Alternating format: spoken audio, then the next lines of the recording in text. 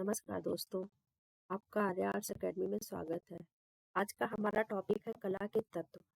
कला के तत्व का ये तीसरा वीडियो है। पहले 2 वीडियो आ चुके हैं, पार्ट फर्स्ट और पार्ट सेकंड। ये कला के तत्व का पार्ट थर्ड वीडियो है। इसमें हम पढ़ेंगे कला के तत्व के तान, वयन और अंतराल। चलिए शुरू करते हैं आज का टॉपिक।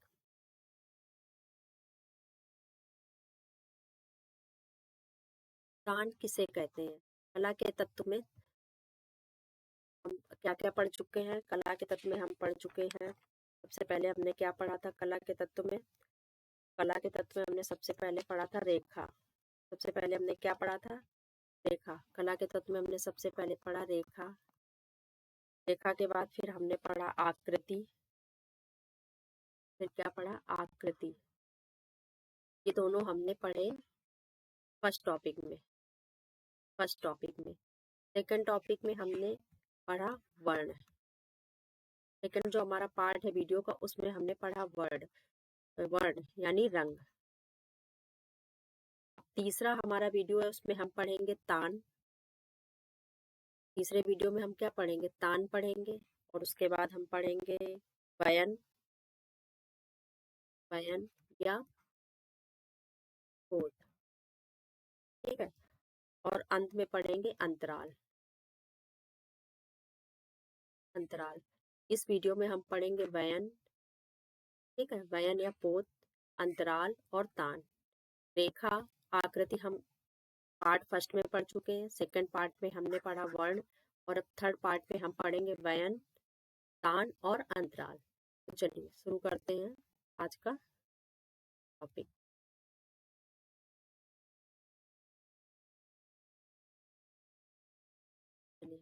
तान कहते किसे हैं? सबसे पहले तो हम समझते तान है क्या।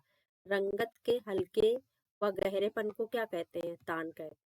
तान क्या है? रंग का हल्का या गहरापन होना ही तान कहलाता है। और तो ये हल्का और गहरापन कैसे प्राप्त करेंगे? सफेद या काले के परिणाम का द्योतक होता है। जैसे कि किसी रंग में हमने सफेद मिला दिया, ठीक है, या किसी रंग में हमने काला मिला दिया, तो उससे क्या होगा? जो रंग है उसका मान घट और बढ़ जाएगा। किसी वर्ण में सफेद या काले की मात्रा से उसके तान प्राप्त किए जा सकते हैं। किसी भी रंग में हम सफेद और काला मिलाकर उसके क्या कर सकते हैं? तो उस रंग के तान है वो प्राप्त किए जा सकते हैं। तानों को किस तरह बांटते हैं, फिर से एक बार देख लीजिए। ये तान क्या है? तो तान जो रंग होता है यानी रंगत। ठीक है। जैसे कि कई बार चित्र में क्या होता है कि ऊपर डार्क, आगे के जो पेड़ बनाए जाते हैं किसी भी सीनरी में, तो आगे के पेड़ डार्क रहते हैं, पीछे के हल्के से ब्लैक और ग्रीन से मिक्स रहते हैं, तो वो उस ब्लैक और ग्रीन मिला के दिखाया जाता है कि वो दूर पे है। ठीक है। वही बात यहाँ पे कहा बताई जा रही है कि रंगत क्या होती है। रंगत के हल्के व गहरेपन को क्या कहते हैं? वह रंगत का तान होता है। सफेद तथा काले के परिणाम का द्योतक, मतलब जो तान प्राप्त किए जाते हैं, एक रंग के कई जो तान प्राप्त किए जाते हैं वो कैसे प्राप्त होते हैं? उसमें या सफेद और काला रंग मिला करके। किसी भी वर्ण में सफेद या काले की मात्रा के अंतर से उसके तान प्राप्त किए जा सकते हैं। ये आगे देखते हैं तानों को किस तरह से विभाजित किया। एक तो छाया यानी डार्क, ठीक है, एक मध्यम प्रकाश और एक प्रकाश। ठीक है। कुछ जैसे छाया, मध्यम प्रकाश, प्रकाश, ये तान है इसके। ठीक है। किसी कलर से ये तान बनाए जा सकते हैं। अब चित्र में तान का महत्व क्या है देखते हैं। किसी भी चित्र में देखिए, क्वेश्चन अब यहाँ से कैसे पूछे जा सकते हैं कि तान की रंगत के हल्के या गहरेपन को क्या कहते हैं? तो तान कहते हैं। और जो तान है ये किसका परिणाम है? तो ये सफेद और काले रंग का परिणाम है। ठीक है। किसी भी वर्ण में सफेद और काले रंग के अंतर से उसके तान प्राप्त किए जा सकते हैं। इस तरह से क्वेश्चन पूछेंगे। अब इनके भाग पूछ लेंगे तो उसमें 4 ऑप्शन दे देंगे, कौन कौन से है? तो छाया, प्रकाश, मध्यम प्रकाश और प्रकाश हमें पता होना चाहिए। ठीक है। चित्र में तान का महत्व क्या है? इसका महत्व क्या है? किसी भी चित्र में रंग द्वारा अपनी भावना प्रकट करते समय रंग के तान का बहुत महत्व है। जो चित्र का ये जो तान होता है, इसी से हमें उस चित्र की भावना प्रकट होती है कि ये चित्र आखिर कहना क्या चाह रहा है। ठीक है। जैसे लाल रंग के विभिन्न तानों का प्रयोग जहाँ कोई प्रफुल्लता पूर्ण दृश्य बनाया जाए, मतलब जहाँ कोई खुशी वाला दृश्य बनाया जाएगा, तो वहाँ क्या किया जाएगा? लाल रंग के विभिन्न तानों का प्रयोग किया जाएगा। वहीं लाल रंग में अगर काले रंग का मिश्रण उसकी सघनता को कम करके लाल रंग की निम्न तान उदासीन वातावरण का निर्माण किया जाएगा। मतलब अगर केवल प्योर रंग, मतलब कि जो मूल रंग है लाल का, वो मिला उससे कोई चीज बन रही है तो वो क्या क्या हो रही है, वहां पे प्रफुल्लता का दृश्य, मतलब खुशी का दृश्य महसूस होगा। लेकिन वहीं पर अगर काले रंग का उसमें मिश्रण करके उसकी सघनता को कम कर दिया जाए तो वो क्या हो जाएगा, वातावरण कैसा हो जाएगा, उदासीन वातावरण हो जाएगा। कैसा वातावरण हो जाएगा, उदासीन वातावरण हो जाएगा।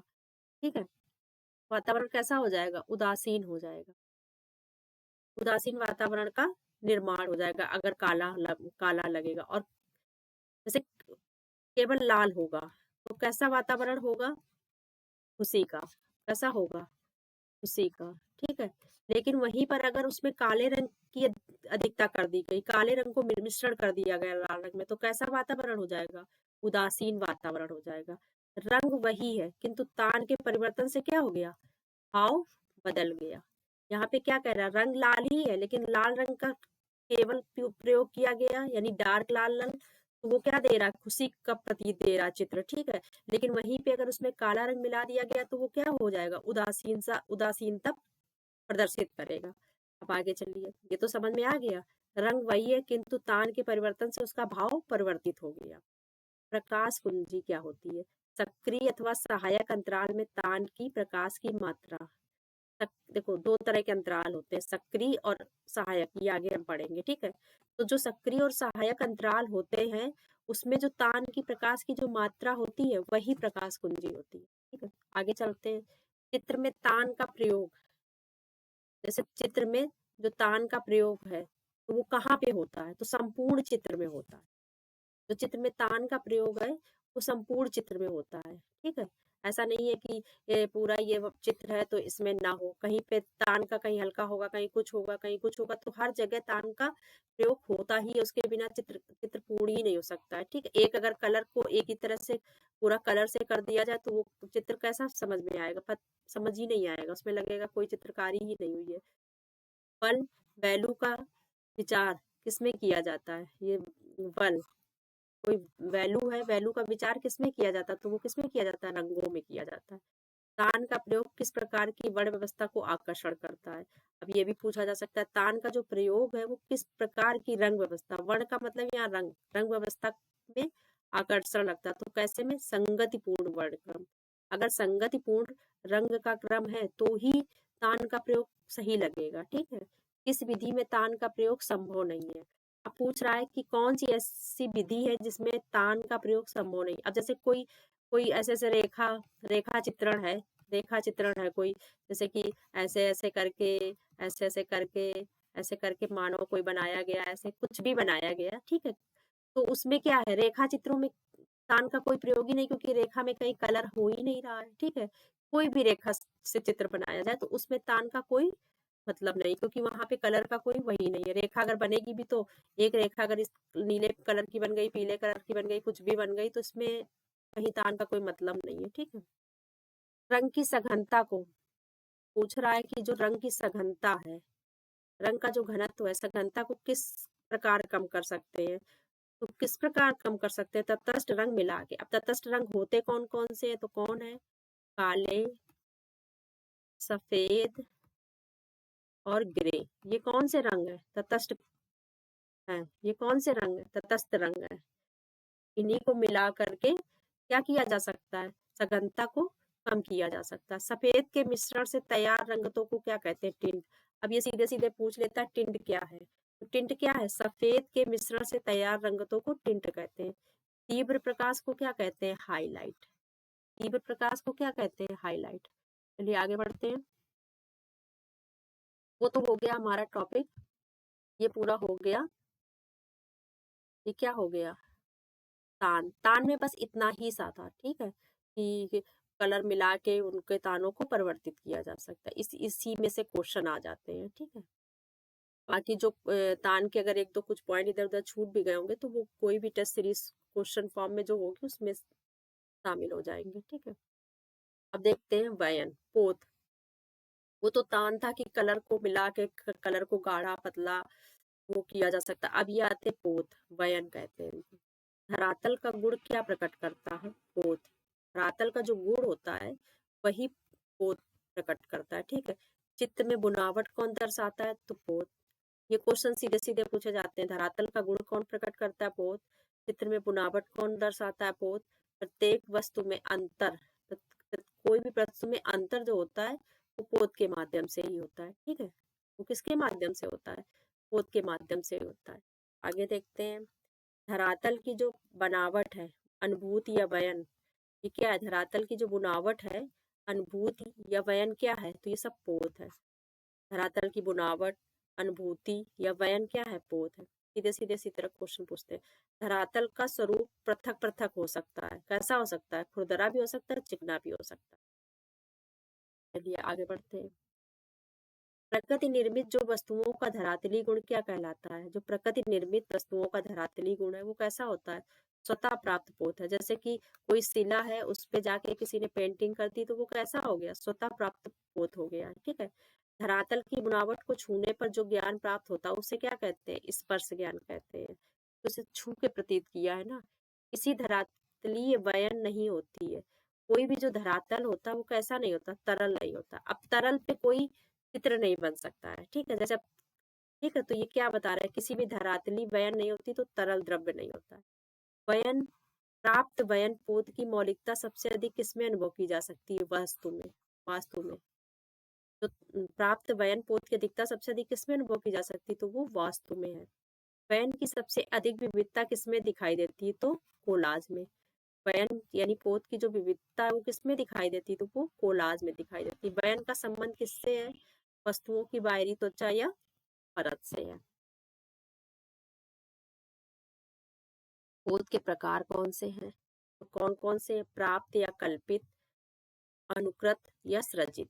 प्राप्त या कल्पित कौन से होते हैं? प्राप्त पोत प्रकृति द्वारा निर्मित वस्तुओं में होता है। प्राप्त पोत जैसे शिला, ठीक है, भित्ति, कपड़ा या ताड़पत्र, ये सब क्या है? प्राप्त है। ठीक है, मानव निर्मित वस्तुओं में होता है। प्राप्त पोत प्रकृति तथा मानव निर्मित दोनों हो सकते हैं। अब जैसे कि पोत शिला, शिला तो चलो हो गई, तो हो गई प्रकृति निर्मित। एक कपड़ा बनाया गया, ताड़पत्र जो हो गया प्रकृति निर्मित है, लेकिन उसे मनुष्य अपने कलर के लिए अपनी तरह बनाता भी है। चित्रों में स्वतः ही आया हुआ दिखाई पड़ता है। अनुकृत पोत कौन सा होता है? अनुकरण पद्धति द्वारा निर्मित पोत अनुकरण पोत कहलाता है। अनुकृत पोत के प्रभाव से दृष्टि आयामी धरातल पर त्रिआयामी प्रभाव उत्पन्न किए जा सकते हैं। कंपनी शैली के चित्रों में अनुकृत पोत का उदाहरण द्रष्टव्य होता है। ठीक है, आगे देखते हैं सृजित। सृजित पोत यंत्रों तथा साधनों की सहायता से सृजित किया जाता है। इस प्रकार के सृजित पोत का प्रभाव चित्र की क्रियाशीलता को बढ़ा देते हैं। चलिए नेक्स्ट पेज पे चलते हैं। अब आ गए अंतराल। ठीक है, वयन पोत में उतना ही था। अब आते हैं हम अंतराल में। चित्रकार जिस चित्र भूमि पर अंकन करता है वह स्पष्टता द्वियामी होती है, यही अंतराल है। जिस जिस पर मतलब वो चित्रण करता है, चित्रकार जिस भूमि पर चित्रण करता है या अंकन करता है, ठीक है, चित्रकार जिस चित्र भूमि पर अंकन करता है वह स्पष्टता द्विआयामी, यही अंतराल होता है। अर्थात चित्रकार का वह क्षेत्र जिस पर वह रूप का निर्माण करता है अंतराल कहलाता है। मतलब कि जैसे कि पूरी इतनी बड़ी शिला है, लेकिन वो इतनी जगह पर ही चित्रकारी कर रहा है, तो जहाँ पे चित्रकारी कर रहा है यही अंतराल है। ठीक है, बाकी ये पूरा अंतराल नहीं है। ठीक है, आगे चलते हैं। अंतराल का महत्व। अंतराल न केवल रूप तत्वों को संयोजित करने का स्थान है, अपितु चित्र तल पर भिन्न भिन्न प्रभावों को उद्वेलित करने का, ठीक है, उद्वेलित करने में भी पूर्णतः सहायक है। अच्छे अंतराल क्या होता है? वह क्षेत्र जहाँ पर चित्रकार ने कार्य आरंभ नहीं किया, अर्थात खाली स्थान। जैसे कोई अंतराल है, ये खाली पड़ा है, ठीक है, अब ये खाली पड़ा है पूरा, इसमें चित्र ही नहीं किया, तो ये बनाया उसने करने के लिए लेकिन खाली पड़ा है। दृश्य कला में अंतराल का तात्पर्य क्या है? दृश्य कला में अंतराल को क्या कहते हैं? रिक्त स्थान, जहाँ पे उसे चित्रकारी करनी है, जहाँ पे उसे चित्रकारी करनी है लेकिन अभी रिक्त है, तो उसे क्या कहते हैं? रिक्त स्थान। वह स्थान जिसमें कोई स्पर्शनीय वस्तु उपस्थित हो, वो कैसा कहलाता है? अंतराल कहलाता है। वह स्थान जिसमें कोई स्पर्शनीय वस्तु स्थित हो, जैसे कि पेपर है या ताड़पत्र है, जिसको हम स्पर्श कर सके, इस चीज को हम छुए तो वो हमारे स्पर्श में आ जाए, वही हमारा अंतराल होता है। जैसे कि अंधा भी कोई है तो उसे भी छू के पता चल जाएगा ये पेपर है, अच्छा इस पे कोई चित्रकारी हुई है, ठीक है। किसी शून्य अंतराल में सक्रियता कब उत्पन्न होती है? केवल एक, जैसे कोई शून्य अंतराल किसे कहते हैं, जैसे शून्य अंतराल ये है, रिक्त अंतराल, शून्य अंतराल ये खाली है, लेकिन अगर यहाँ बिंदु रख दी गई तो क्या हो गई? सक्रियता चालू हो गई ना, चालू हो गया ना सक्रिय। किसी शून्य अंतराल में सक्रियता कब उत्पन्न होती है? केवल एक बिंदु रखने से। अगर केवल एक बिंदु ये रख दी तो सक्रियता शुरू हो गई, काम शुरू हो गया, ठीक है। ये आगे चलते हैं। अंतराल विभाजन दो तरह से करते हैं, सम विभाजन, असम विभाजन, ठीक है। अब सम विभाजन क्या है? अब यहाँ वहां पे हम लोगों ने देखा था सम और विषम, मैंने कहा था आगे पढ़ाएंगे ना सम और विषम, तान में जब हम पढ़ा रहे थे तब कहा था ना, वो वही चीज यहाँ पे भी है, ठीक है। सम और असम में क्या है? सम और असम, पहले तो अंतराल के दो भेद हैं, कौन कौन से? सम विभाजन, असम विभाजन। अब कौन कौन से देखिए। सम विभाजन, रेखाओं के माध्यम से भित्ति चित्र को इस प्रकार विभाजित करना कि दाएं व बाएं तल समान हो। इस विभाजन द्वारा चित्र में शक्ति और संतुलन के भाव को प्रदर्शित किया जाता है, ठीक है। फिर से देखते हैं इस लाइन को। रेखाओं के माध्यम से चित्र भूमि को इस प्रकार विभाजित करना कि दाएं तथा बाएं तल समान हो। इस प्रकार इस विभाजन द्वारा चित्र में शक्ति और संतुलन के भाव को प्रदर्शित किया जाता है सम विभाजन में। असम में क्या होता है? चित्र भूमि को कल्पना के आधार पर विभाजित करना असम विभाजन कहलाता है। इसके द्वारा चित्र में गति और तनाव प्रदर्शित किया जाता है। किसके द्वारा? असम के द्वारा। इसके अलावा इसमें द्वियामी चित्रतल पर कलाकार वस्तु को त्रियामी प्रभाव दिखाने में समर्थ होता है। ये जो असम है ना, असम वाला, इसमें क्या क्या होता है? इसमें क्या करता है देखो, एक तो गति और तनाव भी प्रदर्शित होता है। यहाँ पे क्या है? दोनों में अंतर देखना है। रेखाओं के माध्यम से चित्र भूमि को इस प्रकार विभाजित करना कि दाएं तथा बाएं तल समान हो, मतलब सम विभाजन में क्या होगा? दाएं और बाएं तल दोनों समान हो, ठीक है। इस विभाजन द्वारा चित्र में शक्ति और संतुलन के भाव प्रदर्शित किए जाते हैं कि बराबरी है सब कुछ, ठीक है। लेकिन असम में ऐसा नहीं होता। असम में क्या होता है? कल्पना के आधार पर विभाजित करना असम विभाजन कहलाता है। इसके द्वारा चित्र में गति तनाव प्रदर्शित किया जाता है। इसके अलावा इसमें द्वियामी चित्रतल पर कलाकार वस्तु त्रियामी प्रभाव दिखने में समर्थ होता है। मतलब द्वियामी चित्रतल है लेकिन उस पर वो त्रियामी भी दिखा सकता है। वस्तु में क्या करता है? निकटता, दूरी, घनत्व का आभास परिपेक्ष अंतराल में संयोजित किया जा सकता है। असम विभाजन जो होता है, क्षेत्र विभाजन में अंतराल से क्या हो जाती है? सक्रियता आ जाती है। इसका जो क्षेत्र विभाजन है उसके अंतराल में क्या हो जाती है? सक्रियता आ जाती है, ऐसा लगता है सक्रिय है कोई चीज, ठीक है। चलिए आगे बढ़ते हैं। इसमें वो जो पीछे पढ़ाया है उसमें क्या होता है, वहां से बस लाइंस में दे देते हैं क्वेश्चन, ठीक है। चलिए आगे देखते हैं सक्रिय और सहायक अंतराल। अब सक्रिय और सहायक अंतराल देखते हैं। सक्रिय अंतराल कौन सा होता है और सहायक कौन सा होता है? चित्र में सबसे अधिक आकर्षित करने वाला स्थान, जैसे अब एक चित्र है, एक चित्र है तो इस चित्र में सबसे पहले एक औरत बना दी गई, मेल, उसको खूब अच्छे से कलर से डार्क कर दिया गया, ठीक है। तो ये क्या हो गया? जैसे ही आंख दिखेगा तो चित्र दिखेगा। जैसे मोनालिसा का चित्र है तो सबसे पहले उसका फेस दिखता है, ठीक है। तो वो क्या हो गया? चित्र का सक्रिय हो गया, सक्रिय अंतराल। चित्र में सबसे अधिक आकर्षित करने वाला स्थान वो क्या हो गया? सक्रिय स्थान हो गया। इस चित्र की प्रधान व महत्वपूर्ण आकृतियां संयोजित हो जाती है उसमें, ठीक है। वहीं सहायक में क्या होता है? चित्र का शेष भाग, जैसे यहाँ पास में कहीं गार्डन है, तो फूल पत्ती है, छोटी छोटी तितली बनी है, खरगोश कहीं छोटा सा है, ठीक है। ये क्या हो गया? उसके सहायक हो गया चित्र। चित्र का शेष भाग सहायक अंतराल होता है। ये दोनों अंतराल एक दूसरे को प्रभावित करते हैं, लेकिन ये दोनों ही एक दूसरे को प्रभावित करते हैं। मुख्य आकृति के आधार पर ही सहायक आकृति सहायक तय होती है, लेकिन अब मुख्य आकृति के आधार पर भी सहायक आकृति बनती है। अब ऐसा नहीं है कि एक एक इंसान का चित्र कमरे में बनाया और उसके पीछे पहाड़, पत्ती, फूल, तितली, बगीचा दिखा देंगे, नहीं दिखा सकते ना। कमरा दिखाया है, कमरे में एक व्यक्ति को टेबल पे दिखाया है तो उसके पीछे क्या दिखाएंगे? उसके पीछे अलमारी दिखाएंगे, रैक दिखाएंगे, किताबें दिखाएंगे, इस टाइप का कमरे का ही सामान दिखाएंगे। तो यहाँ पे क्या कहने का मतलब है कि जो फिर से देखिए सहायक अंतराल, चित्र का शेष भाग सहायक अंतराल होता है, ठीक है। मेन जो मुख्य भाग हो गया, लेकिन जो शेष है वो सहायक अंतराल होता है। ये दोनों अंतराल एक दूसरे को प्रभावित करते हैं। मुख्य आकृति के आधार पर ही सहायक आकृति तय होती है। मुख्य आकृति के आधार पर ही उसकी सहायक आकृति तय होती है। अब जैसे किसी को बीच पे दिखाया गया, मतलब दिखाया गया समुद्र पे कोई है। अब अगर एक इंसान को दिखाया गया समुद्र के पास, तो समुद्र दिखाना पड़ेगा ना, ये सहायक हो जाएगी ना। इंसान मुख्य आकृति हो जाएगी, उसके आसपास का एरिया समुद्र, वो सब सहायक लोग हो जाएंगे ना, सहायक आकृतियां हो जाएंगी। दूर से एक लड़की तैरती हुई उसमें, तो ये सहायक हो जाएंगी। चित्र में दूरी प्रदर्शित करती है, वो क्या होता है? अंतराल, मतलब चित्र में दूरी प्रदर्शित करना क्या है? अंतराल है। अब आगे देख लेते हैं, इनके अन्य नाम भी हैं। ठीक है, अंतराल को किन किन अन्य नामों से भी पुकारा जाता है?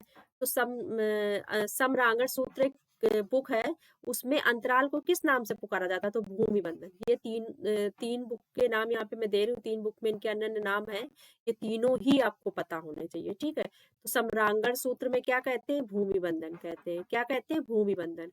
विष्णु धर्मोत्तर पुराण में क्या कहते हैं? इसको स्थान। विष्णु धर्मोत्तर पुराण में इसको स्थान कहते हैं, और सम्रांगण सूत्र में इसको भूमि बंधन कहते हैं। अभिलाषी तार्थ चिंतामणि में इसको क्या कहते हैं? स्थान निरूपण कहते हैं। ये तीनों ही इंपॉर्टेंट है। और चित्र में दूरी कौन प्रदर्शित करता है? अंतराल। ये भी पता होना चाहिए। अब अन्य नाम क्या है, एक जगह ये भी याद कर लीजिए, स्थान, स्थान निरूपण, भूमि बंधन। स्थान किसमें कहा गया? तो विष्णु धर्मोत्तर, जहाँ धर्म की बात कही गई है विष्णु धर्मोत्तर पुराण में, स्थान नाम दिया गया अंतराल को। सम्रांगण सूत्र में भूमि बंधन कहा गया। अभिलाषी तार्थ चिंतामणि में क्या कहा गया? स्थान निरूपण कहा गया। चलिए आगे बढ़ते हैं, यहाँ तक तो समझ में आ गया होगा, आगे बढ़ते हैं। चलिए, ये तो हमने वहां ये पढ़ लिया।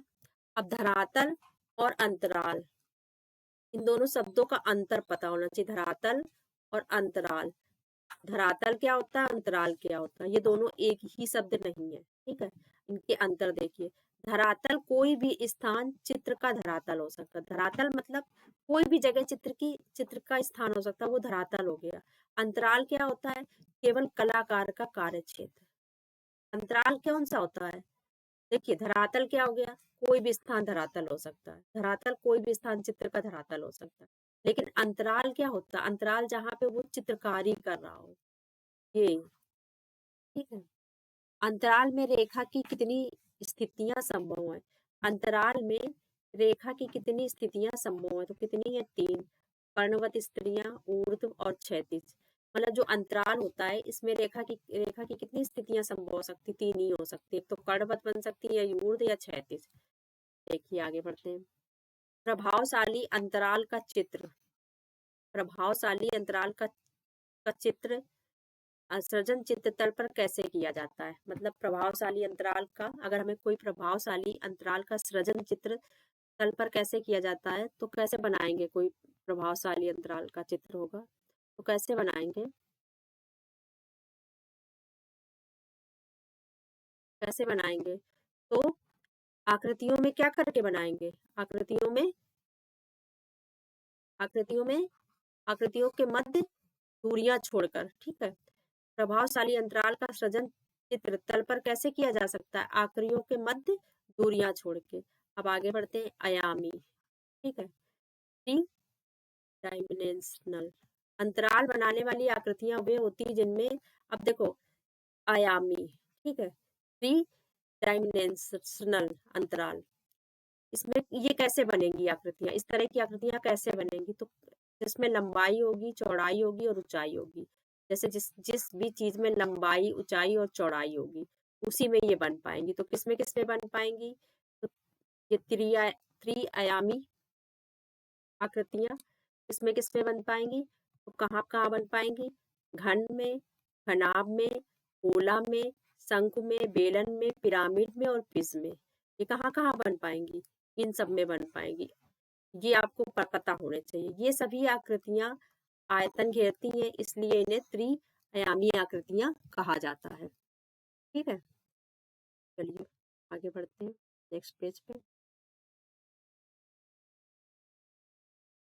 स्वर्णिम विभाजन पद्धतियां। तो स्वर्णिम विभाजन पद्धति का सिद्धांत किसने दिया था? स्वर्णिम विभाजन पद्धति का सिद्धांत किसने दिया था? तो किसने दिया है? प्राचीन ग्रीक वासियों ने, यूनानियों ने। यूनानियों द्वारा विकसित स्वर्णानुपात का अनुपात क्या है? ठीक है, ये कितना है? 3/5 8/13। मध्यकालीन यूरोपियन कलाकार ने अंतराल का संयोजन किस सिद्धांत पर किया है? मध्यकालीन यूरोपियन कलाकार ने अंतराल का संयोजन किस सिद्धांत पर किया? तो किस पे किया? दृष्टिगत क्षय पद्धति पर। दृष्टिगत क्षय पद्धति पर। मध्यकालीन यूरोपियन कलाकारों ने किस विभक्ति का प्रयोग करके अपने चित्रों में अधिक किया? तो सम विभक्ति। ये कुछ ऐसे 4-5 पॉइंट थे जो मैंने यहाँ डाल दिए। ठीक है, मध्यकालीन जो यूरोपियन कलाकारों ने किस विभक्ति का प्रयोग अपने चित्रों में अधिक किया? तो किसमें किया? सम विभक्ति में। चलिए, तो ये हमारा आज का कला के तत्व का पार्ट 3 था। चलिए, तो फिर हम मिलते हैं नेक्स्ट वीडियो में।